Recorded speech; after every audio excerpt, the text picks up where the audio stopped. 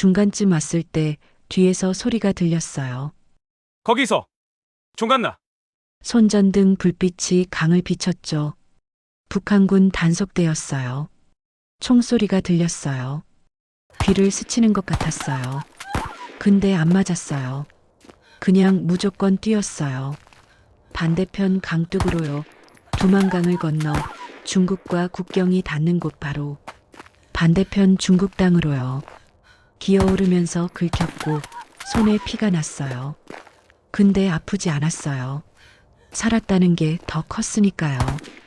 숨이 터질 것 같았습니다. 지금부터 이야기를 시작하려고 합니다. 이야기를 시작하기 전에 구독과 좋아요 한 번씩 눌러주시면 정말 큰 힘이 됩니다. 여러분이 어디에서 듣고 계신지도 댓글로 짧게 남겨주시면 반갑게 인사드리겠습니다. 지금부터 이야기 시작합니다. 새벽 5시면 눈이 떠져요. 알람도 없이요. 몸이 기억하는 거죠. 북한에서 밥을 못 먹었던 그때를요. 한국에 온 지 10년. 그런데도 복도에서 이웃을 만나면 온몸이 긴장해요. 혹시 제 말투가 이상하진 않았을까, 억양이 튀진 않았을까 하고요. 10년이 지났는데도 아직도요. TV에서 국민 여러분이라는 말이 나올 때마다 멈칫해요. 나도 거기 포함되는 걸까? 정말 나도 이 나라 국민인 걸까? 서랍 깊숙이 숨겨둔 대한민국 여권을 꺼내봐요. 초록색 표지를 만지작거리다가 첫 장을 펼쳐요. 보호와 협조를 제공할 것을 요청합니다.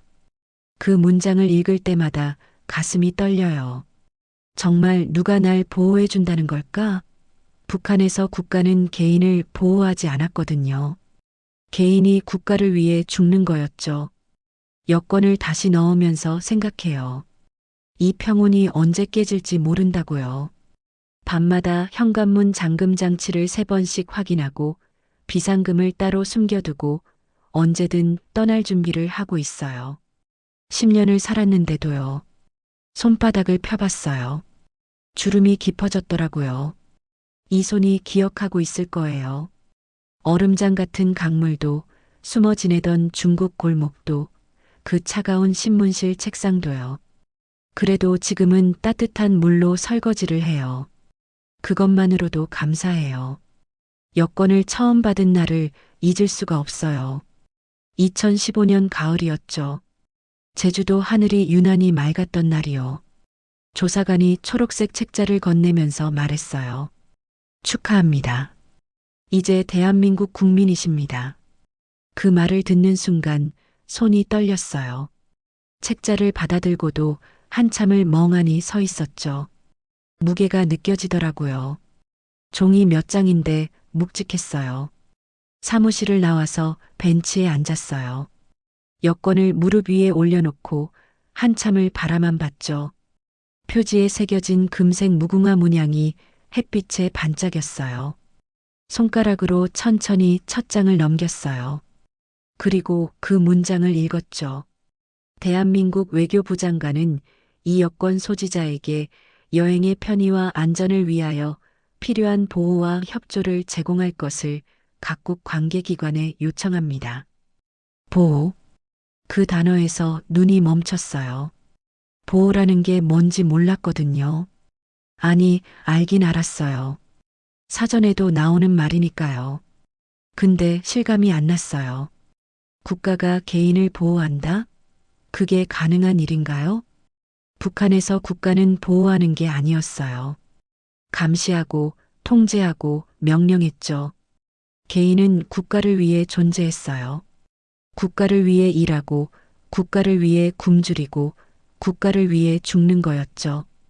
그게 당연했고, 그게 충성이었어요. 16살 때였나? 학교에서 선생님이 말했어요. 조국은 어머니다. 어머니를 위해 목숨을 바치는 것이 자식의 도리다. 그때는 고개를 끄덕였어요. 의심 없이요. 근데 지금 생각하면 어머니가 자식을 죽이라고 하나요? 진짜 어머니라면요? 여권을 다시 들여다봤어요. 내 사진이 붙어 있었어요. 증명사진이요. 찍을 때 긴장해서 표정이 굳어 있더라고요. 웃으라고 했는데 못 웃었어요. 웃는 법을 잊어버린 것 같았죠. 사진 속 제 눈이 불안해 보였어요. 45살의 얼굴인데 70살처럼 늙어 보였어요. 여권을 가방 깊숙이 넣었어요. 그리고 가방을 꼭 껴안았죠. 잃어버리면 안 될 것 같았거든요. 이게 없으면 다시 돌아가야 할 것 같은 공포가 밀려왔어요. 북한으로요. 아니면 중국 어느 골목에서 숨어 지내던 그때로요. 그날 밤 숙소에 돌아와서 여권을 베개 밑에 넣고 잤어요. 손을 뻗으면 만질 수 있게요. 자다가도 몇 번이나 확인했죠. 아직 있나, 사라지지 않았나 하고요. 악몽을 꿨어요. 누가 와서 여권을 빼앗아 가는 꿈이요. 소리를 지르며 깼는데 식은 땀이 등을 타고 흘렀어요. 다음 날 아침 은행에 갔어요. 계좌를 만들려고요. 창구 직원에게 여권을 내밀었죠. 직원이 여권을 받아서 펼쳐보더니 말했어요. 신분증으로 여권 쓰시는 분 많지 않은데 괜찮으세요? 그냥 하는 말이었겠죠. 근데 저는 그 말에 가슴이 철렁했어요. 이상하게 보이는 건가? 의심받는 건가? 네, 괜찮습니다. 목소리가 떨렸어요. 직원은 아무렇지 않게 서류를 처리했죠. 통장을 건네주면서 웃었어요. 앞으로 많이 모으세요. 평범한 인사였어요. 근데 저한테는 평범하지 않았죠. 내 이름으로 된 통장이요. 내 돈을 넣을 수 있는 계좌요. 빼앗기지 않을 거라는 믿음이요. 은행을 나와서 걸었어요. 제주 바다가 보이는 길이었죠. 바람이 차가웠어요. 겨울이 오고 있었거든요. 근데 춥지 않았어요. 가방 속에 여권이 있었고 주머니 속에 통장이 있었으니까요. 그게 저를 따뜻하게 했어요. 그때 깨달았어요. 보호라는 게 이런 거구나 하고요. 누가 날 지켜준다는 게 아니라 내가 나를 지킬 권리가 생긴 거라고요. 쫓겨나지 않을 권리, 빼앗기지 않을 권리, 존재할 권리요. 여권은 지금도 서랍 깊숙이 있어요. 10년이 지났지만 아직도 가끔 꺼내봐요. 그리고 그 문장을 읽죠. 보호와 협조를 제공할 것을 요청합니다. 읽을 때마다 울컥해요. 이게 진짜일까 싶어서요. 제가 태어난 곳은 함경북도 탄광마을이었어요. 1975년 겨울이었죠. 눈이 많이 내리던 해라고 어머니가 말씀하셨어요. 탄광마을은 항상 검었어요. 하늘도 땅도 사람들 얼굴도요. 석탄 가루가 바람을 타고 날아다녔거든요. 빨래를 널어놔도 금방 까맣게 변했어요. 어머니는 하루에 2번씩 마당을 쓸었지만 소용없었죠. 검은 가루는 계속 쌓였어요. 기침 소리가 끊이지 않는 마을이었어요. 우리 집은 탄광 입구에서 10분 거리에 있었어요. 흙벽에 슬레이트 지붕을 얹은 집이었죠. 방이 2칸이었는데 하나는 부모님과 오빠들이, 하나는 할머니와 제가 썼어요. 부엌은 아궁이에 커다란 가마솥이 걸려 있었고요. 겨울이면 연기가 집안을 가득 채웠어요. 눈이 따가워서 자주 눈물이 났죠. 제 출생신고는 한 달이나 늦어졌대요. 어머니가 출산하고 나흘 만에 다시 일터로 나갔거든요. 탄광에서 돌을 골라내는 일이었어요. 손이 얼어붙고 등이 굽어지는 일이었지만 안 나가면 배급이 끊겼어요. 신고할 시간이 없었던 거죠. 할머니가 저를 업고 다녔대요. 등에 포대기로 꽁꽁 묶여서요. 할머니는 낮에는 밭일을 하고 밤에는 옥수수를 갈아서 죽을 쓰셨어요. 제가 울면 옥수수 죽을 손가락에 묻혀서 빨게 했대요. 배고파서 울던 아이가 조용해졌다고 하셨죠. 마을에는 아이들이 많았어요. 다들 비슷하게 말랐고 비슷하게 까맣고 비슷하게 조용했어요. 웃음소리가 없는 마을이었죠. 아이들도 일찍부터 일을 배워야 했거든요. 석탄 조각을 줍거나 밭에서 풀을 뜯거나 물을 길어 나르거나요. 저는 5살 때부터 마당 청소를 했어요. 빗자루가 제 키보다 컸지만 매일 아침 마당을 쓸었죠. 할머니는 제가 일을 잘하면 머리를 쓰다듬어 주셨어요. 쓸모 있는 아이라고 하시면서요. 그 말이 칭찬인 줄 알았어요. 나중에 알았죠. 쓸모없으면 버려지는 곳이었다는 걸요. 마을 어귀에는 확성기가 있었어요. 매일 아침 6시면 음악이 흘러나왔죠. 위대한 수령님의 은덕을 찬양하는 노래요. 그 소리에 맞춰 사람들이 탄광으로 걸어갔어요. 점심시간에도 확성기가 울렸고 저녁에도 울렸어요. 잠들 때도 가끔 들렸죠. 공개 비판 방송이요. 반동분자 김모를 규탄한다는 소리가 밤하늘에 울려 퍼지면 집집마다 불이 꺼졌어요. 다들 숨죽이고 있는 거였죠. 다음 날이면 그 집이 비어 있었어요. 가족 전체가 사라진 거예요. 어디로 갔는지 아무도 묻지 않았어요. 묻는 것 자체가 위험했으니까요. 제가 7살 때 옆집 아이가 사라졌어요. 아버지가 탄광에서 사고로 죽었는데 시신을 수습하려다 큰 소리를 쳤대요. 왜 안전장치도 없이 일을 시키냐고요. 그날 밤 그 집에 사람들이 왔어요. 검은 옷을 입은 사람들이요. 다음 날 아침 그 집 문에 자물쇠가 채워져 있었죠. 저는 그날 처음 알았어요. 태어났다는 게 축복이 아니라는 걸요. 이곳에서는 살아남는 게 목표였어요. 웃지 말고 묻지 말고 시키는 대로 하는 거요. 그게 전부였죠. 어머니는 밤마다 제 머리를 쓰다듬으며 속삭였어요. 절대 입 밖에 내지 마라. 생각도 하지 마라. 그냥 살아만 있어라. 그게 어머니가 줄 수 있는 전부였어요. 사랑도 희망도 아닌 그냥 생존이요. 지금도 석탄 타는 냄새만 맡으면 그곳이 떠올라요. 검은 하늘, 기침 소리, 확성기 소음, 사라진 이웃들이요. 그리고 제가 태어난 그 겨울날이요. 아무도 축하하지 않았던 그날이요. 학교는 자주 빠졌어요. 결석계를 쓸 때마다 거짓말을 적었죠. 몸이 아파서 집안일을 도와서. 진짜 이유는 따로 있었어요. 장마당에 나가야 했거든요. 12살 때부터 어머니를 따라 장마당에 갔어요. 옥수수를 팔았죠.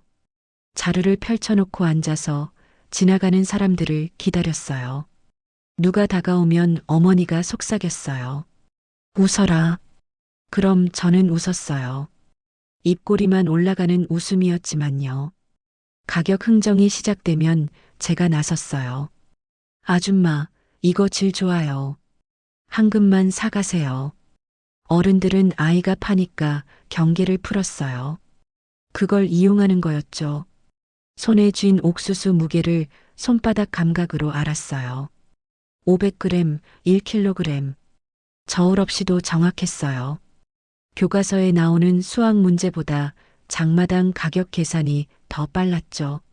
선생님은 제가 구구단을 못 외운다고 혼냈지만 장마당에서는 암산을 척척 해냈어요.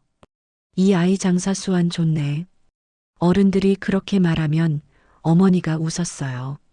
자랑스러워하는 얼굴이었죠. 그게 좋았어요. 공부 못해도 혼나지 않았거든요. 돈을 벌어오면 그걸로 충분했어요.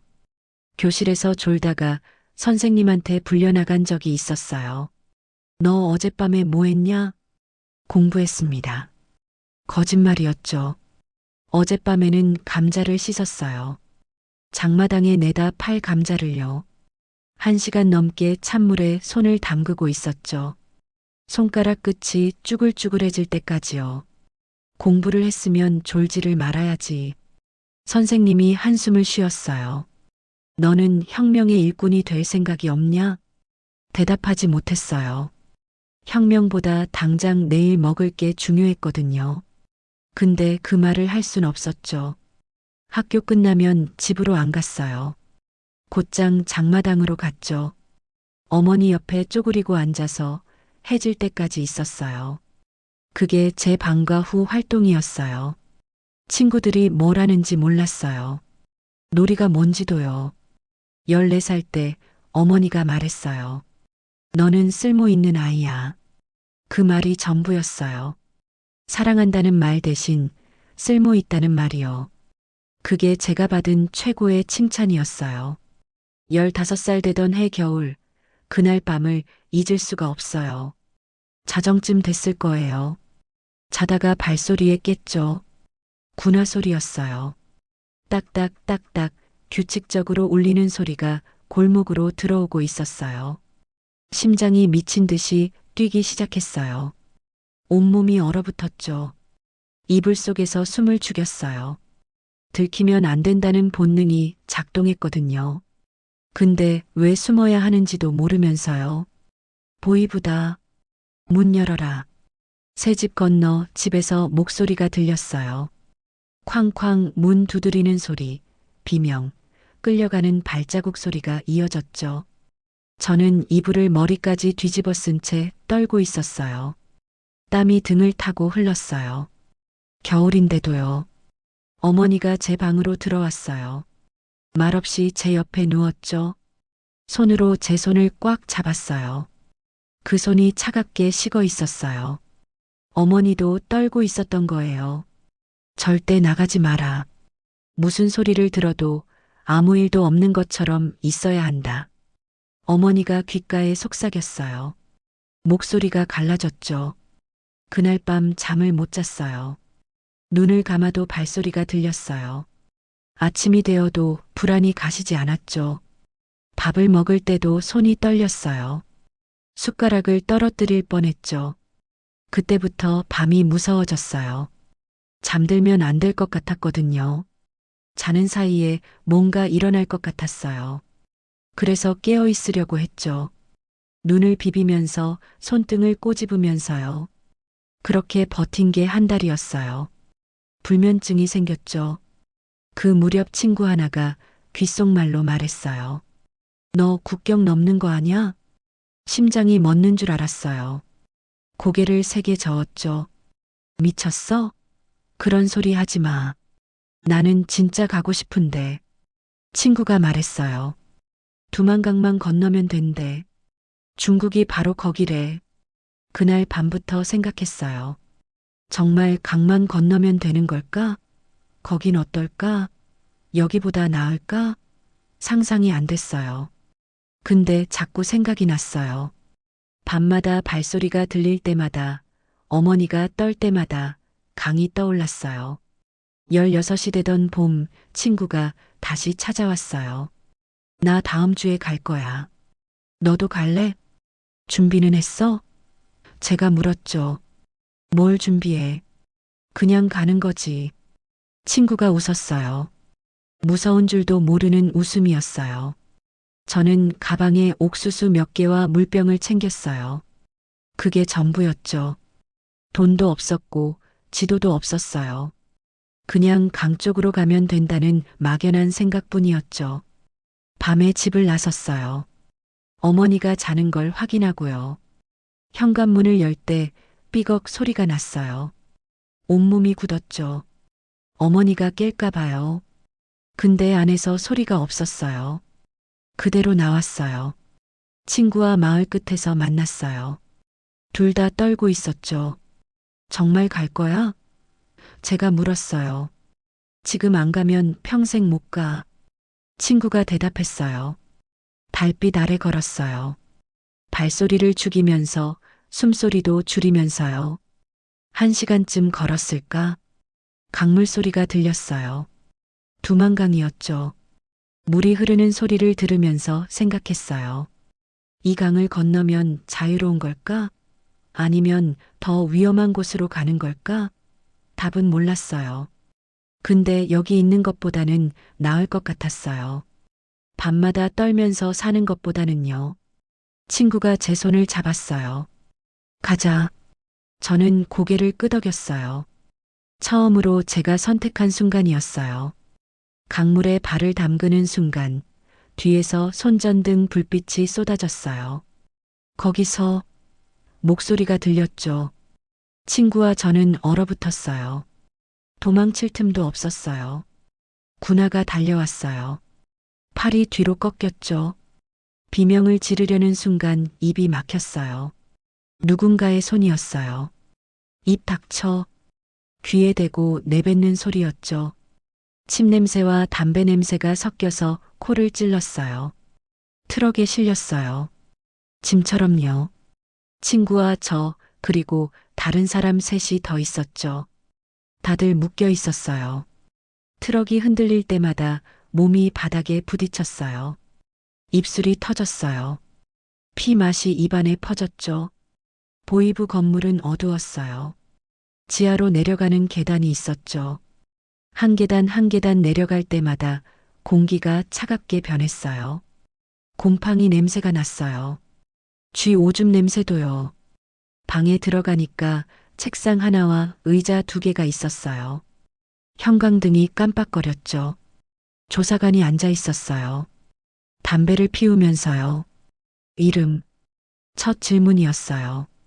김. 제 목소리가 떨렸죠. 크게. 조사관이 책상을 쳤어요. 손바닥이 책상에 닿는 소리가 크게 울렸어요. 김미선입니다. 소리쳤어요. 목이 쉬었죠. 나이. 16입니다. 거짓말. 조사관이 코웃음 쳤어요. 16이면 학교 가야지. 왜 국경을 넘어? 대답할 수가 없었어요. 뭐라고 말해야 할지 몰랐거든요. 배가 고파서, 무서워서, 살고 싶어서, 어떤 대답도 정답이 아닐 것 같았어요. 대답 안 해? 조사관이 일어났어요. 천천히 제 쪽으로 왔죠. 담배 연기를 제 얼굴에 내뿜었어요. 너 같은 배신자들은 말이야. 그 뒤는 기억하고 싶지 않아요. 맞았어요. 어디를 맞았는지도 정확히 모르겠어요. 그냥 아팠어요. 온몸이요. 바닥에 쓰러졌을 때 군화발이 보였어요. 그 발이 제 배를 찼죠. 숨이 막혔어요. 토할 것 같았어요. 일어나. 끌려서 복도로 나왔어요. 간방이 있었죠. 철문을 열자 냄새가 확 올라왔어요. 사람 냄새, 땀 냄새, 배설물 냄새요. 안에 여자들이 웅크리고 있었어요. 10명쯤 됐을까요? 문이 닫혔어요. 찰컥하는 소리가 머릿속에 울렸죠. 저는 구석으로 기어갔어요. 무릎을 안고 앉았어요. 온몸이 떨렸죠. 처음이지? 옆에 있던 여자가 속삭였어요. 고개를 끄덕였어요. 목소리가 안 나왔거든요. 울지 마. 들으면 또 끌고 가. 여자가 말했어요.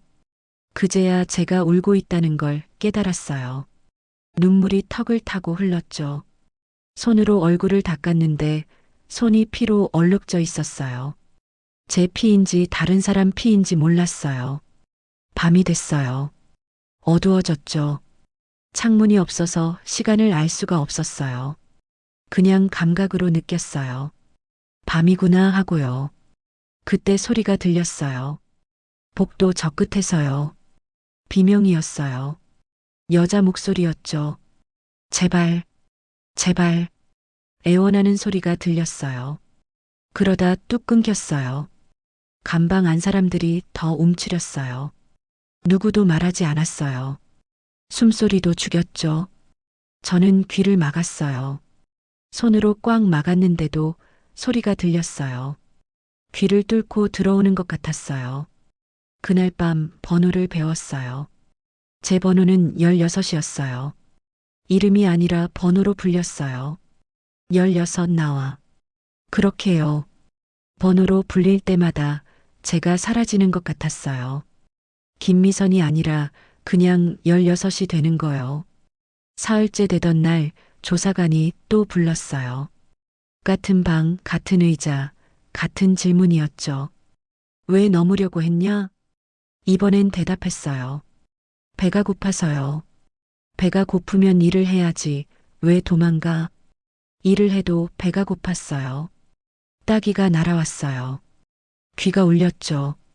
눈에 불이 번쩍였어요. 배부른 소리 하지 마. 조사관이 말했어요. 너희들은 감사할 줄을 모르지. 열흘을 있었어요. 아니, 열흘인 것 같았어요. 시간을 셀 수가 없었거든요. 해가 뜨고 지는 것도 몰랐고 밥이 몇 끼 들어왔는지도 헷갈렸어요. 그냥 버텼어요. 숨만 쉬면서요. 어느 날 풀려났어요. 나가. 그 한마디만 들었죠. 왜 풀려나는지, 어떻게 살아야 하는지 아무것도 몰랐어요. 그냥 나왔어요. 햇빛이 눈을 찔렀어요. 너무 밝아서 눈을 뜰 수가 없었죠. 집으로 가는 길이 멀게 느껴졌어요. 다리가 후들거렸죠. 열흘 동안 제대로 못 먹어서 몸이 가벼웠어요. 바람에 날아갈 것 같았죠. 마을 입구에 들어서는데 사람들이 저를 봤어요. 눈을 마주치지 않더라고요. 고개를 돌렸어요. 어떤 아주머니는 애들 손을 잡아 끌면서 빨리 지나갔죠. 제가 전염병이라도 되는 것처럼요. 집 대문을 밀었어요. 어머니가 마당에 있었죠. 빨래를 널고 있었는데 저를 보자마자 손이 멈췄어요. 빨래가 바닥에 떨어졌어요. 어머니는 달려오지 않았어요. 그냥 서 있었죠. 얼굴이 하얘져 있었어요. 왔니?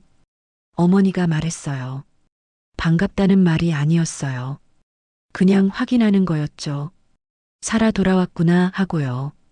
네. 제가 대답했어요. 들어와. 어머니가 돌아섰어요. 등이 굽어 있었어요. 열흘 사이에 더 늙은 것 같았죠. 방에 들어갔어요. 아무것도 변한 게 없었어요. 제 이불도 그대로 있었고 책상도 그대로였죠. 근데 낯설었어요. 제가 달라진 거였어요. 저녁에 밥을 먹었어요. 강냉이죽이었죠. 어머니와 오빠가 같이 앉았는데 아무도 말하지 않았어요. 숟가락 소리만 났죠. 오빠가 먼저 일어났어요. 저를 쳐다보지도 않고요. 형나. 말을 걸려고 했죠. 말 걸지 마. 오빠가 끊었어요. 조심해야 돼. 우리 다 죽고 싶지 않으면. 그 말이 가슴에 박혔어요. 우리 다 죽고 싶지 않으면. 제가 가족을 위험하게 만든 거였어요. 다음 날 우물에 물 기르러 갔어요. 아이들이 놀고 있었죠. 제가 다가가니까 다들 도망갔어요. 한 아이가 제 얼굴을 보면서 말했어요. 우리 엄마가 너랑 놀지 말래. 그리고 뛰어갔죠. 물을 길어서 돌아오는데 옆집 아주머니가 나왔어요. 저를 보더니 후다닥 문을 닫았어요. 딱 하고 걸쇠 채우는 소리가 들렸죠. 저는 물동이를 들고 서 있었어요. 손이 떨렸어요. 학교에 갔어요. 교실에 들어가는데 웅성거리는 소리가 딱 멈췄어요. 선생님이 저를 봤죠. 김미선, 너 왜 왔냐? 공부하러 왔습니다. 공부? 선생님이 코웃음 쳤어요. 반동분자가 무슨 공부를 하네. 뒤에 가서 서 있어라. 교실 뒤에 섰어요. 수업 내내요. 다리가 저렸지만 앉을 수 없었어요. 쉬는 시간이 되자 아이들이 제 책상 주변으로 앉았어요. 빈 공간이 생긴 거예요. 보이지 않는 선이 그어진 것처럼요. 집에 오니까 대문에 뭔가 적혀 있었어요. 붉은 글씨였죠. 배신자의 집. 페인트로 크게 쓴 거였어요. 어머니가 수건으로 닦고 있었어요. 손이 빨개져 있었죠. 근데 글씨가 지워지지 않았어요. 어머니, 제가 불렀어요. 들어가 있어라. 어머니가 말했어요. 돌아보지도 않고요. 밖에 나오지 마. 사람들 눈에 띄지 마. 그날부터 집 안에만 있었어요. 학교도 그만뒀죠. 아니, 그만둔 게 아니라 못 가게 된 거였어요. 선생님이 어머니한테 말했대요. 저 아이 때문에 다른 아이들이 영향받는다고요. 밤마다 확성기 소리가 들렸어요. 반동분자를 경계하라. 사상이 흔들린 자들을 경계하라. 그 소리가 우리 집을 향해 말하는 것 같았어요. 한 달쯤 지났을 때 배급소에 갔어요. 식량 배급을 받으러요. 줄을 섰는데 제 차례가 되자 담당자가 말했어요. 너희 집은 배급 정지됐어. 왜요? 어머니가 물었죠. 위에서 내려온 지시야. 더 이상 묻지 마. 빈손으로 돌아왔어요. 어머니는 말이 없었어요. 그날 밤 밥이 없었어요. 어머니가 옥수수 몇 알을 물에 불려서 죽을 쑤었죠. 국물만 있는 죽이었어요. 엄마, 미안해요. 제가 울면서 말했어요. 울지 마. 어머니가 말했어요. 소리 들리면 또 신고 들어가. 그제야 알았어요. 제가 아무 일도 하지 않았는데 죄인이 된 거라는 걸요. 한 번 찍힌 건 지울 수 없다는 걸요. 우리 가족 전체가 낙인 찍힌 거였어요. 마을 사람들은 우리를 피했어요. 직접 욕하지는 않았지만 더 잔인했어요. 없는 것처럼 대했거든요. 인사해도 대답 없고 도움 청해도 못 들은 척하고요. 존재 자체가 지워지는 기분이었어요. 오빠는 일자리를 잃었어요. 탄광에서 쫓겨난 거죠. 성분이 나쁜 집안이라는 이유로요. 오빠는 매일 밤 술을 마셨어요. 술도 아니었어요. 그냥 밀주였죠. 마시고 나서 벽을 쳤어요. 다 내 때문이야. 내가 우리를 이렇게 만들었어. 그 말이 맞았어요. 제 때문이었어요. 제가 강을 건너려고 했기 때문에 가족 전체가 무너진 거였어요. 어느 날 밤 창문으로 밖을 봤어요. 달이 떠 있었죠. 달은 예전이나 지금이나 똑같았어요. 근데 저는 달라졌어요. 살아있지만 죽은 것 같았어요. 숨은 쉬는데 살아있는 게 아닌 것 같았죠.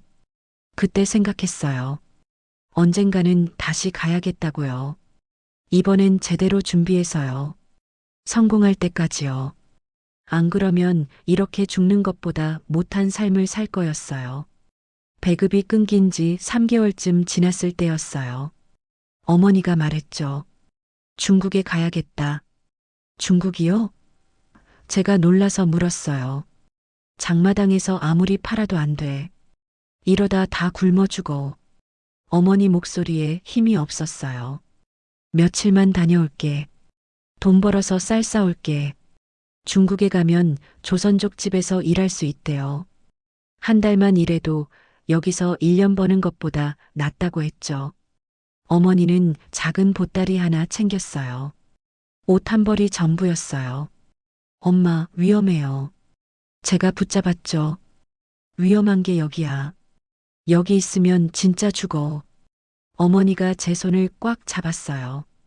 일주일이면 돌아올 거야. 기다려. 그게 마지막이었어요. 일주일이 지나도, 한 달이 지나도, 석 달이 지나도 어머니는 안 오셨어요. 소식도 없었죠. 잡혔는지, 인신매매로 팔려갔는지, 죽었는지 알 수가 없었어요. 저는 매일 대문 앞에 앉아 있었어요. 혹시나 하고요. 근데 오는 건 단속원들 뿐이었죠. 너희 어머니 어디 갔냐? 물었어요. 모릅니다. 할 수밖에 없었죠. 오빠가 다른 지역으로 떠났어요. 여기 있으면 우리도 끌려가. 연좌제 당해. 오빠가 짐을 쌌죠. 저보고 같이 가자고 했지만요. 엄마가 돌아오시면 어떡해요? 제가 울었어요. 정신 차려. 이미 끝났어. 오빠가 차갑게 말했어요. 너도 빨리 이 집 나가. 안 그러면 정치범수용소 갈 거야. 그렇게 혼자 남았어요. 17살에요. 집은 있었지만 집이 아니었어요. 감시 대상 집이었죠.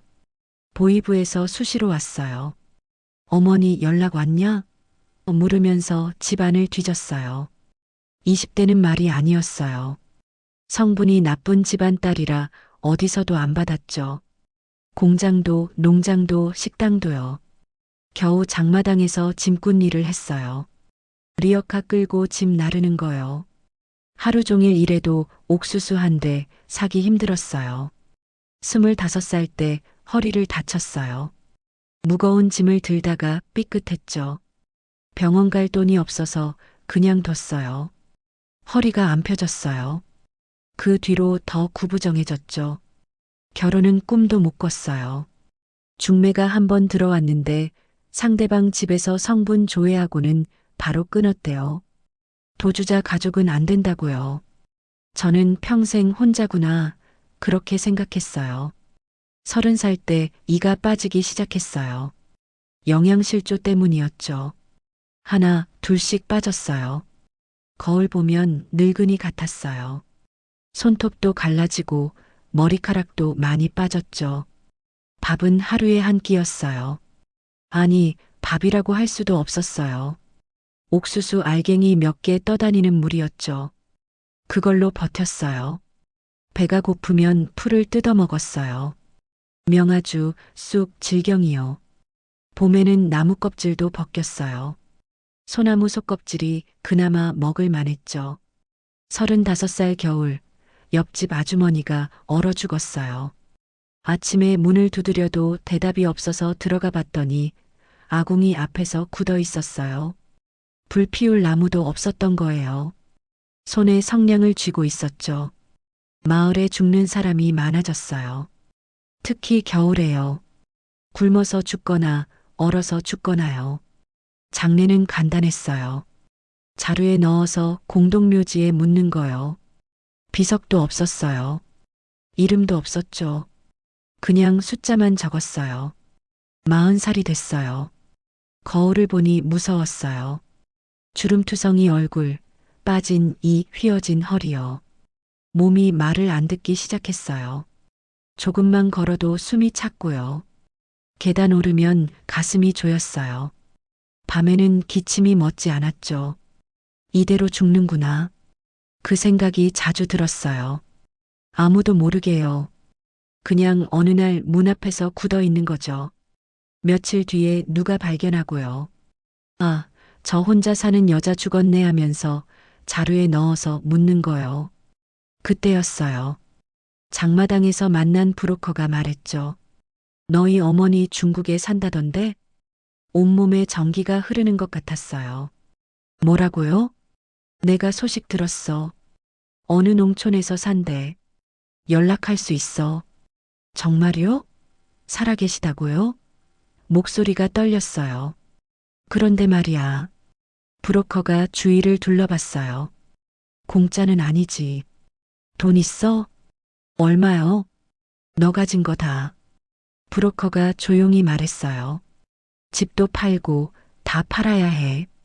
그리고 국경까지 안내해 주는 것도 돈이야. 망설이지 않았어요. 집을 팔았어요. 헐값이었죠. 누가 문제 있는 집을 제값에 사겠어요. 그래도 팔았어요. 가구도 옷도 다 팔았어요. 남은 게 사진 한 장뿐이었죠. 어릴 적 어머니와 찍은 사진이요.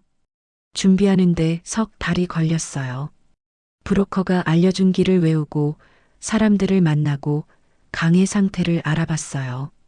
11월이 좋다고 했어요. 강물이 얼기 시작할 때요. 얼음이 얇아서 건너기 쉽대요. 실패하면 죽는다는 걸 알았어요. 아니면 정치범수용소요. 거기 가면 나올 수 없다고 했어요.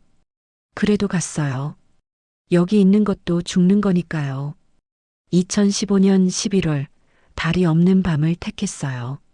가방에 옷 한 벌과 사진 한 장을 넣었죠. 그게 전부였어요. 돈은 브로커한테 다 줬고요. 대문을 나서면서 뒤돌아봤어요. 집이 어둠 속에 있었죠. 24년을 산 집이었어요. 근데 정이 안 갔어요. 감옥 같았으니까요. 밤새 걸었어요. 브로커가 알려준 대로요. 새벽쯤 강에 도착했어요. 두만강이요. 물소리가 들렸어요. 얼음이 살짝 얼어 있었죠. 혼자였어요. 이번엔요. 누구도 없었어요. 손을 잡아줄 사람도 등을 떠밀어줄 사람도요. 그냥 저 혼자요. 이번이 마지막이다. 혼잣말을 했어요. 성공하든 죽든 물에 발을 담갔어요. 차가움이 뼈를 파고들었죠. 숨이 멎는 것 같았어요. 근데 걸었어요. 한 걸음씩이요. 얼음이 발밑에서 쩍쩍 소리냈어요. 깨질 것 같았죠. 근데 멈추지 않았어요. 중간쯤 왔을 때 뒤에서 소리가 들렸어요. 거기서 손전등 불빛이 강을 비췄죠. 단속되었어요. 뛰었어요. 물장구를 치면서요. 총소리가 들렸어요. 귀를 스치는 것 같았죠. 근데 안 맞았어요. 그냥 뛰었어요. 숨이 터질 것 같았지만요. 반대편 땅이 보였어요. 중국이요. 기어 올랐어요. 손에 피가 났어요. 얼음에 긁혀서요. 근데 아프지 않았어요. 살았다는 게 더 컸으니까요. 뒤돌아봤어요. 북한이 보였죠. 강 건너편에요. 이제 다시는 못 갈 거예요. 근데 후회는 없었어요. 숨을 크게 들이쉬었어요. 여기 공기가 다른 것 같았어요. 더 차갑고 더 맑은 것 같았죠. 자유의 공기였어요. 반대편 땅에 올라서자마자 달렸어요. 뒤도 안 보고요. 밖에 나갈 때는 고개를 숙였어요. 사람들과 눈을 마주치지 않았고요. 웃지도 않았어요. 웃으면 건방져 보일까 봐요. 장마당에서 일했어요. 남의 짐을 날라주는 일이었죠. 등에 짐을 지고 하루 종일 걸어 다녔어요. 다리가 풀렸지만 멈출 수 없었어요. 단속대가 건너올 수도 있었으니까요. 숲속으로 들어갔어요. 나뭇가지가 얼굴을 핥히었죠. 피가 났어요. 근데 계속 뛰었어요. 1시간쯤 뛰었을까요? 더는 못 뛰겠더라고요. 나무 뒤에 숨어서 주저앉았어요. 숨소리가 너무 컸어요. 들킬 것 같았죠. 입을 손으로 막았어요. 심장이 터질 것처럼 뛰었어요. 귀를 기울였어요. 발소리가 들리는지요. 다행히 조용했어요. 옷이 다 젖어 있었어요. 강물에 빠진 거였죠. 바람이 불자 몸이 얼어붙었어요. 이빨이 딱딱 부딪혔어요. 떨림이 멈추지 않았죠. 이러다 얼어 죽겠다는 생각이 들었어요. 일어났어요. 걸어야 했어요. 브로커가 알려준 집을 찾아야 했거든요. 산을 넘어서 마을로 가라고 했어요. 거기 조선족 집이 있다고요. 새벽 내내 걸었어요. 발이 시렸어요. 감각이 없었죠. 넘어졌어요. 일어섰어요. 또 넘어지고 또 일어나고요. 해가 뜨기 시작했어요. 멀리 마을이 보였죠. 집들이 보였어요. 중국집이었어요. 북한과 달랐어요. 벽돌집이었고 지붕도 달랐죠. 연기가 굴뚝에서 나왔어요. 사람 사는 냄새가 났죠. 브로커가 알려준 주소를 찾았어요. 빨간 대문이 있는 집이요. 문을 두드렸어요. 손이 떨렸죠. 아무 소리가 없었어요. 다시 두드렸어요. 문이 열렸어요. 아주머니가 나왔죠. 조선족이었어요. 저를 보더니 재빨리 주위를 둘러봤어요. 빨리 들어와. 속삭이듯 말했어요. 안으로 들어갔어요. 따뜻했어요. 난로가 있었거든요. 무릎이 꺾였어요. 그대로 주저앉았죠. 언제 건넜어? 아주머니가 물었어요. 새벽에요. 목소리가 갈라졌어요. 옷 다 젖었네. 빨리 갈아입어. 감기 걸려. 아주머니가 옷을 가져다 줬어요. 여기서 며칠 숨어 있어야 해. 공안이 자주 돌아다녀. 공안. 중국 경찰이요. 잡히면 북송된대요. 다시 북한으로 보내지는 거죠. 그럼 정치범수용소 직행이에요. 사흘을 그 집에 숨어 있었어요. 밖에 나갈 수 없었죠. 창문도 못 열었어요. 누가 볼까 봐요. 밥을 먹을 때도 불을 끄고 먹었어요. 소리 내지 말라고 했어요. 나흘째 되는 날 아주머니가 말했어요. 오늘 밤에 이동할 거야. 내 어머니 있는 곳으로. 가슴이 쿵했어요. 어머니를 만날 수 있어요? 응. 차로 3시간 거리야. 근데 조심해야 해. 검문소 지나가야 하거든.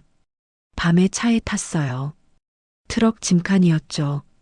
이불 속에 숨었어요. 옆에 사람이 2명 더 있었어요. 다 탈북자였죠. 숨소리도 죽여야 했어요. 차가 출발했어요. 덜컹거렸죠. 숨이 막혔어요. 이불 속이 답답했거든요. 근데 움직일 수 없었어요. 1시간쯤 갔을까요? 차가 멈췄어요. 목소리가 들렸어요. 검문이다. 트럭 문 열어봐. 온몸이 얼어붙었어요. 옆 사람 손이 제 손을 꽉 잡았어요. 그 손도 차갑게 떨리고 있었죠. 짐칸 문이 열리는 소리가 났어요. 불빛이 들어왔어요. 이불 위로요. 심장이 멈춘 것 같았어요. 뭐 실었어? 목소리가 물었어요. 야채요. 시장 가는 거예요. 운전사가 대답했죠. 침묵이 흘렀어요. 길게요. 영혼 같았어요. 목소리가 말했어요.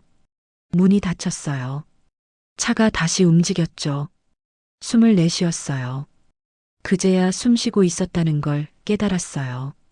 2시간을 더 갔어요. 차가 멈췄을 때 다리에 힘이 없었어요. 이불을 걷어내고 나왔죠. 밖은 어두웠어요. 여기야. 아주머니가 말했어요. 저 집에 내 어머니 있어. 집을 가리켰어요. 작은 집이었죠. 불빛이 새어나오고 있었어요. 문 앞에 섰어요. 손을 들어 놓고 하려는데 손이 떨려서 못하겠더라고요. 24년 만이었어요. 어머니를 보는 게요. 문이 열렸어요. 여자가 나왔죠. 시간이 멈췄어요. 어머니였어요. 늙으셨어요. 주름이 많았고 머리가 하얘졌어요. 근데 눈은 똑같았어요. 어머니 눈이었죠. 어머니가 저를 봤어요. 얼굴이 굳었죠.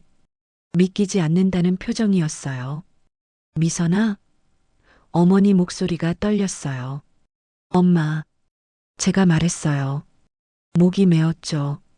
어머니가 비틀거렸어요. 손으로 문을 잡았죠. 미선아. 정말 너니? 네. 저예요. 엄마. 눈물이 쏟아졌어요. 어머니가 달려왔어요. 저를 안았죠. 힘껏요. 너무 세게 안아서 숨이 막혔어요. 근데 좋았어요. 살아있었구나. 살아있었어. 어머니가 울면서 말했어요. 엄마가 미안해. 미안해. 저도 울었어요. 소리 내서요. 24년 동안 참았던 게 다 터져 나오는 것 같았어요. 그날 밤 어머니와 밤새 이야기했어요. 어떻게 살았는지, 어떻게 여기까지 왔는지요. 어머니도 말했어요. 중국에서 어떻게 버텨왔는지요. 이제 어떡할 거니? 어머니가 물었어요. 한국 가고 싶어요. 제가 말했어요. 엄마도 같이 가요. 어머니가 고개를 저었어요. 엄마는 못 가. 여기 묶여 있어. 근데 너는 가야 해. 제대로 살 수 있는 곳으로. 그날 결심했어요. 한국으로 가겠다고요. 더 이상 숨어 살지 않겠다고요. 어머니와 한 달을 함께 지냈어요. 낮에는 집 안에만 있었죠. 커튼을 치고 소리 죽이고 그림자처럼 살았어요. 밖에 나갈 수 없었거든요. 불법 체류자였으니까요. 어머니가 일하러 나갈 때마다 가슴이 철렁했어요. 엄마 조심하세요. 문 앞에서 말했죠. 어머니는 고개만 끄덕이고 나갔어요. 돌아올 때까지 문 앞에 앉아 기다렸어요. 한 달 뒤 어머니가 말했어요. 미선아, 너도 일해야겠다. 한국 가려면 돈이 필요해. 어디서요? 제가 물었죠. 식당. 조선족 식당이야. 주인이 탈북자도 받아. 어머니가 말했어요. 근데 조심해야 해. 말 함부로 하지 말고. 다음 날부터 식당에 나갔어요. 주방 보조였죠. 설거지하고 재료 손질하고 바닥 닦는 일이요. 하루 12시간씩 일했어요. 첫날 주인이 말했어요. 너 함경도 사투리 심하네. 손님 앞에서는 입 다물고 있어. 들키면 다 끝나. 그때부터 연습했어요. 조선족 말투를요. 억양을 바꾸는 연습이요. 밤마다 거울 보면서 했어요. 안녕하세요 하고 말하면서 표정도 고쳤죠. 자연스럽게 웃는 법도 배웠어요. 근데 힘들었어요. 평생 쓰던 말투를 바꾸는 게요. 입에서 자꾸 튀어나왔어요. 북한식 억양이요. 그럴 때마다 가슴이 철렁했죠. 식당에서 석 달을 일했어요. 어느 날 손님 하나가 컵을 떨어뜨렸어요. 깨지는 소리에 깜짝 놀라서 소리쳤죠. 아이고, 그냥 나온 말이었어요. 북한식 발음으로요. 손님이 저를 봤어요. 눈이 마주쳤죠. 그 손님 표정이 변했어요. 이상하다는 눈빛이었어요. 몸이 굳었어요. 손에 든 접시가 떨렸죠. 빨리 돌아서서 주방으로 갔어요. 심장이 미친 듯이 뛰었어요. 괜찮아? 옆에서 일하던 언니가 물었어요. 네. 목소리가 떨렸어요. 그날 밤 집에 돌아와서 어머니한테 말했어요. 엄마, 오늘 실수했어요. 어머니 얼굴이 하얘졌어요. 뭐라고 했는데? 아이고, 그냥 북한말로. 제가 울먹였죠. 당장 그만둬야겠다. 어머니가 말했어요. 신고 들어가면 끝이야. 다음 날 식당에 안 갔어요. 집에만 있었죠. 이틀, 사흘, 일주일이 지났어요. 아무 일도 없었어요. 다행이라고 생각했죠. 한 달쯤 지났을 때 다른 식당 일을 구했어요. 이번엔 더 조심했죠. 말을 거의 안 했어요. 웃기만 하고 고개만 끄덕이고요. 주인이 말했어요. 너 왜 이렇게 말이 없어? 원래 그래요. 조심스럽게 대답했죠. 중국말 잘 못하나? 주인이 의심하는 눈빛으로 봤어요. 아니요. 그냥 말수가 적어요. 식은땀이 났어요. 매일이 긴장의 연속이었어요. 길 가다가 경찰만 봐도 돌아서서 도망쳤어요. 공안 차만 보이면 골목으로 숨었죠. 밤에는 사이렌 소리만 들려도 벌떡 일어났어요. 언제 잡힐지 몰랐어요. 언제 신고 들어갈지 몰랐고요. 매일 가방을 챙겨놨어요. 도망가야 할 때를 대비해서요. 어느 날 저녁이었어요. 식당 문이 열렸는데 경찰복 입은 사람이 들어왔어요. 공안이었죠. 제 앞으로 걸어왔어요. 다리에 힘이 풀렸어요. 이제 끝이구나. 그 생각이 들었죠. 신분증 좀 보자. 공안이 말했어요. 저, 말이 안 나왔어요. 손이 떨렸죠. 그때 주인이 나왔어요. 저의 우리 조카예요. 신분증 집에 두고 왔대요. 공안이 저를 쳐다봤어요. 의심하는 눈빛이었죠. 이름이 뭐야? 머릿속이 하얘졌어요. 이름을 뭐라고 해야 하나? 중국 이름을 지어놨는데 갑자기 생각이 안 났어요. 김, 말을 더듬었죠. 김여하예요. 옆에서 언니가 말했어요. 얘 원래 말 잘 못해요. 좀 그래요. 공안이 한참 저를 봤어요. 길게 느껴졌죠. 영혼 같았어요. 다음부턴 신분증 가지고 다녀. 공안이 돌아서서 나갔어요. 그 자리에 주저앉았어요. 다리가 후들거렸거든요. 숨이 제대로 안 쉬어졌어요. 괜찮아? 언니가 물었어요. 고개를 끄덕였어요. 근데 괜찮지 않았어요. 온몸이 떨렸거든요. 그날 밤 어머니한테 말했어요. 엄마, 저 한국 가야겠어요. 이러다 진짜 잡혀요. 어머니가 한참 저를 봤어요. 그러고는 고개를 끄덕였죠. 그래, 가거라. 엄마는 여기 남을게. 너라도 제대로 살아야지. 일주일 뒤 브로커를 만났어요. 한국 가는 길을 알려준다고 했죠. 제주도로 가. 거기서 자수해. 그럼 조사받고 한국 사람 될 수 있어. 얼마예요? 제가 물었죠. 300만 원. 중국 돈으로. 브로커가 말했어요. 어머니가 돈을 모아뒀어요. 24년 동안 모은 돈이요. 다 내놨죠. 가거라. 이게 엄마가 줄 수 있는 전부야. 어머니와 마지막 밤을 보냈어요. 말은 많이 안 했어요. 그냥 안고 있었죠. 아침이 오는 게 무서웠어요. 헤어져야 하니까요. 엄마, 나중에 데리러 올게요. 제가 말했어요. 그래. 기다릴게. 어머니가 웃었어요. 눈물을 참으면서요. 떠나는 날 뒤돌아봤어요. 어머니가 문 앞에 서 있었죠. 손을 흔들고 있었어요. 작아지는 어머니를 보면서 생각했어요. 꼭 다시 만나야겠다고요. 이번엔 자유롭게요. 비행기를 탄 건 생전 처음이었어요. 중국에서 제주도까지요. 브로커가 짜준 계획대로 관광비자로 들어가는 거였죠. 창밖을 보니 구름이 있었어요. 하얀 구름이요. 손을 뻗으면 닿을 것 같았죠. 옆자리 사람이 저를 봤어요. 제가 너무 긴장한 게 보였나 봐요. 괜찮으세요? 물었죠. 고개만 끄덕였어요. 말하면 또 실수할 것 같았거든요. 제주공항에 내렸을 때 다리가 떨렸어요.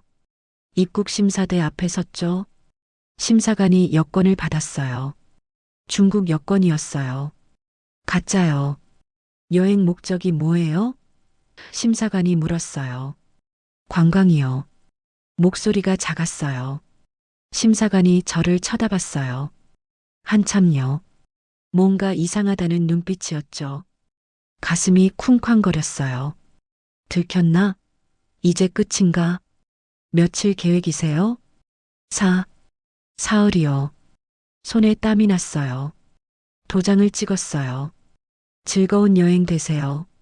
나왔어요. 다리에 힘이 풀렸죠. 화장실에 들어가서 울었어요. 살았다는 안도감이요. 여기까지 왔다는 믿기지 않는 현실이요. 브로커가 알려준 대로 택시를 탔어요. 경찰서로 가주세요. 기사가 이상하게 봤지만 아무 말 안 했어요. 경찰서 앞에 내렸어요. 건물을 보니 무서웠어요. 경찰은 늘 무서운 존재였거든요. 북한에서도 중국에서도요. 근데 여기서는 달라야 했어요. 여기서는 제가 먼저 찾아가야 했죠. 문을 밀고 들어갔어요. 경찰관이 앉아 있었죠. 무슨 일이세요? 저는 목이 메었어요. 북한에서 왔어요. 탈북자예요. 그 말을 하는 순간 무릎이 꺾였어요. 그대로 주저앉았죠. 24년 40년을 숨어 살다가 처음으로 정체를 밝히는 거였어요. 무서웠어요. 근데 동시에 후련했죠. 경찰관이 의자를 가져다 줬어요. 앉으세요. 천천히 말씀하세요. 조사가 시작됐어요. 언제 태어났는지, 어디서 살았는지, 언제 탈북했는지요. 하나하나 대답했어요. 거짓말 안 했어요. 다 말했죠. 말하면서 울었어요. 평생 숨겨야 했던 이야기들이 쏟아져 나왔거든요. 어머니는 어디 계세요? 경찰관이 물었어요. 중국에요. 못 오셨어요. 목소리가 떨렸죠. 나중에 데려올 수 있어요. 일단 당신부터 절차 밟으세요. 그날 밤 보호소로 갔어요. 탈북자 임시 거처였죠. 방이 있었어요. 침대가 있었고, 이불이 있었고, 창문이 있었어요. 혼자 쓰는 방이요. 문을 잠그고 이불을 펴서 누웠어요. 천장을 봤죠. 눈물이 흘렀어요. 여기까지 왔구나. 이제 안전하구나. 그 생각에요. 조사는 석 달이 걸렸어요. 매일 불려가서 질문에 답했어요. 같은 질문을 여러 번 했죠. 일관성을 보는 거래요. 진짜 탈북자인지 확인하는 거요. 왜 한국에 왔어요? 조사관이 물었어요.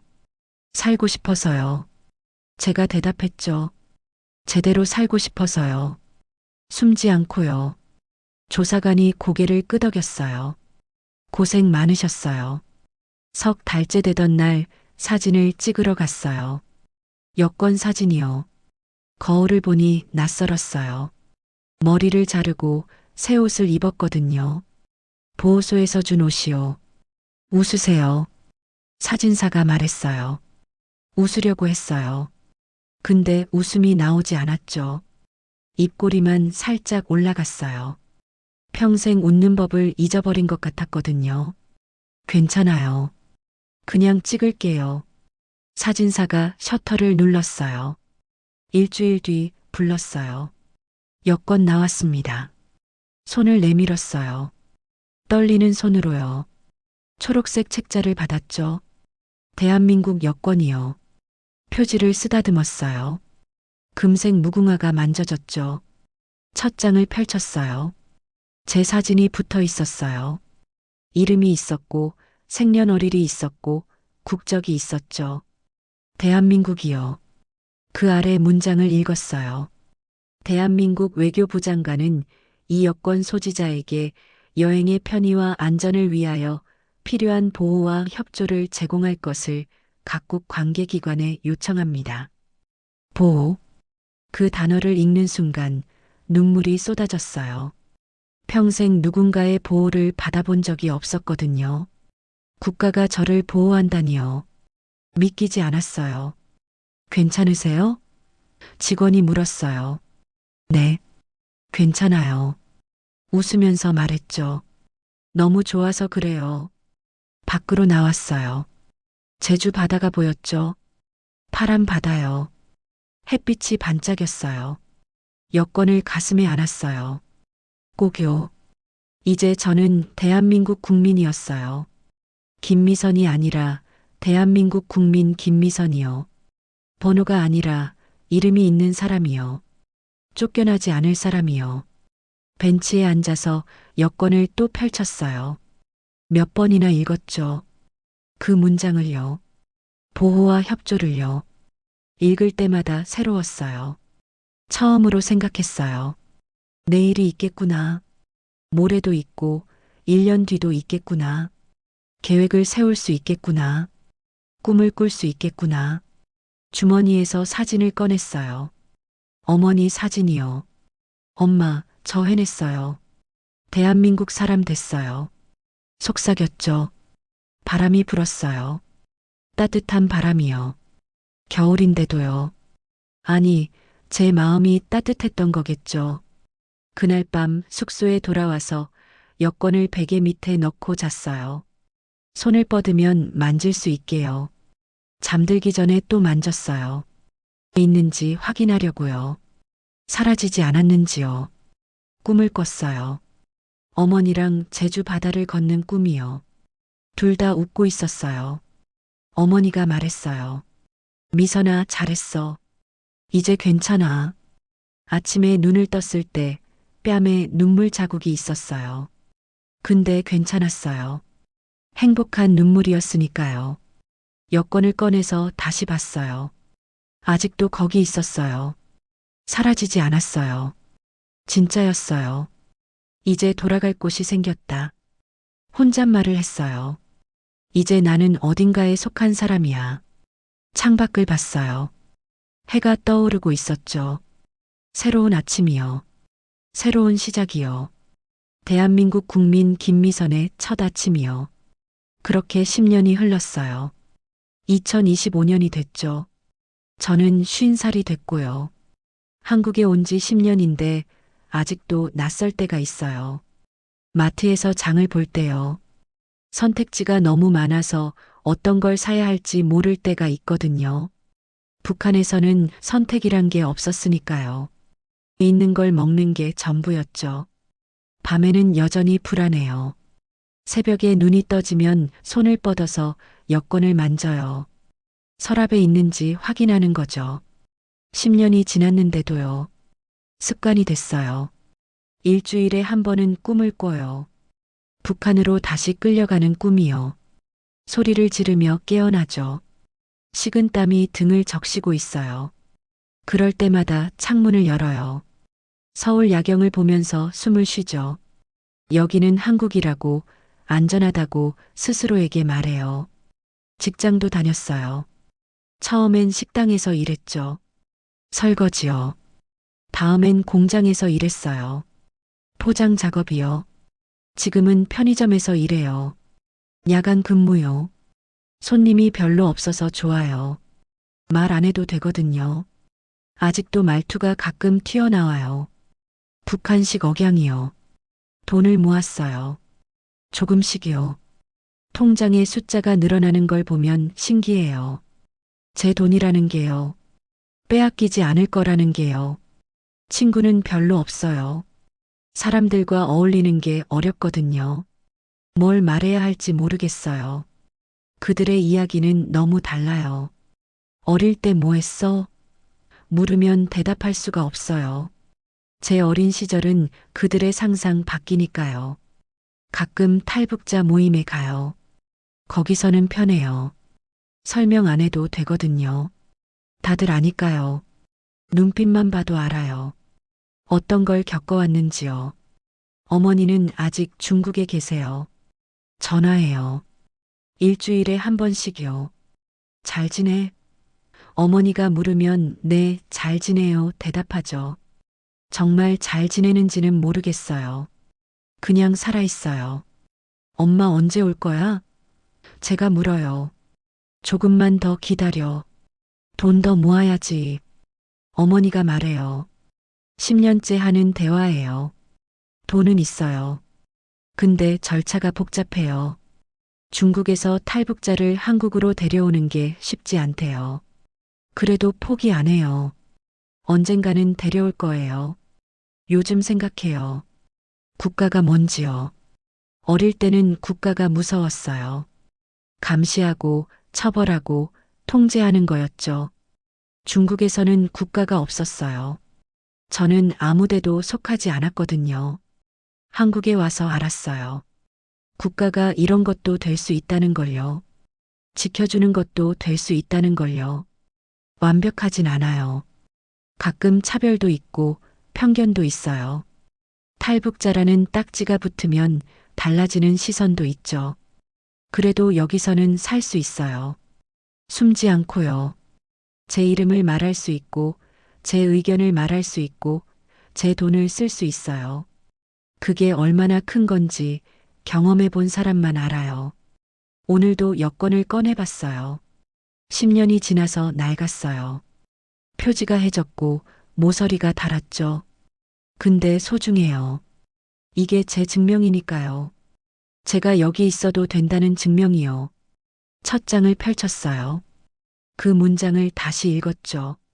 보호와 협조를 제공할 것을 요청합니다. 10년 동안 몇 번을 읽었는지 몰라요. 읽을 때마다 울컥해요. 창밖을 봤어요. 서울밤 풍경이 보여요. 불빛이 반짝이죠. 저 불빛 하나하나가 다 사람이에요. 사는 사람들이요. 저도 그중 하나예요. 이제는요. 여권을 다시 서랍에 넣었어요. 조심스럽게요. 내일도 거기 있을 거예요. 모레도 있을 거고요. 언제든 꺼내볼 수 있어요. 50살이 됐어요. 반은 북한에서 살았고 반은 밖에서 살았죠. 어느 쪽이 진짜 제 인생인지 모르겠어요. 둘 다인 것 같아요. 둘 다 저니까요. 늦게 얻은 존엄이에요. 40이 되어서 겨우 사람 대접을 받기 시작했으니까요. 그래도 괜찮아요. 늦어도 얻은 게 어디예요. 아직도 불안해요. 아직도 꿈을 꿔요. 아직도 새벽에 깨어나요. 근데 괜찮아요. 여기는 한국이니까요. 제가 있어도 되는 곳이니까요. 내일은 또 편의점에 갈 거예요. 야간 근무를 하고 새벽에 집에 와서 여권을 확인하고 잘 거예요. 그렇게 하루하루 살아갈 거예요. 평범한 삶이에요. 특별할 게 없죠. 근데 저한테는 기적이에요. 이렇게 평범하게 사는 게요. 여권을 마지막으로 한 번 더 만졌어요. 손끝에 닿는 표지가 느껴졌죠. 초록색이요. 희망의 색이에요. 고마워. 여권한테 속삭였어요. 덕분에 살아. 불을 껐어요. 눈을 감았죠. 내일도 해가 뜰 거예요. 저도 일어날 거고요. 그렇게 계속 살아갈 거예요. 대한민국 국민 김미선으로요.